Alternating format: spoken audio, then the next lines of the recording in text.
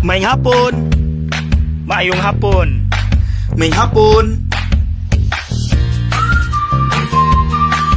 God bless. God bless. God bless. May hapon. Naay tinuhuan ang mga Hudiyo na kung ang tubig flowing, it means life-giving. So kung makasalom ka sa maong tubig, mawagtang imong sala.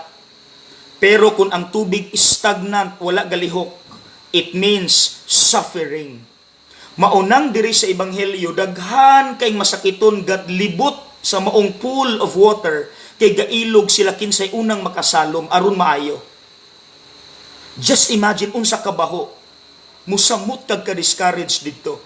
Maunang paglabay ni Jesus, walay nakaila kay gauna na ang ilang reklamo. O giduol ni Jesus ang katong nagsakit na og 38 years. Iyang gipangutana, gusto ba kang maayo? Now take note, wala gitubag og yes sa masakiton. Kay gauna ang iyang reklamo.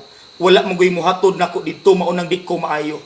See, realidad na mga igsoon. Nga basta gani naanad na ta sa sala, naanad na ta sigig reklamo, basol sa Ginoo tungod sa problema, tinuod gyud sama sa nahitabo sa Ebanghelyo, malimot na pudta nga naa man di ay Ginoo nga gamhanan kaayo og makahimo sa tanang butang. Maunang mga igsoon ayaw kumpiyansa sa yawa. Kay kusog kay na musugnod pag abot sa problema bitaw, hunghong din na siya. Blame God! Blame God! No! Let us counter-attack the devil. Dili ta mo reklamo ang atong itubag kani.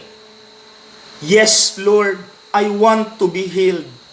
Kay di ay mga igsuon, kada abot day sa problema sa atong kinabuhi, mangutana day ng Ginoo, gusto ba kang maayo? Pero dili ta kadungog no, kay gauna ang atong reklamo. So karon nga nakabalo na ta, mangutana ang Ginoo nato pag abot sa problema og sakit, kani dayon. Yes, Lord, I want to be healed. God bless.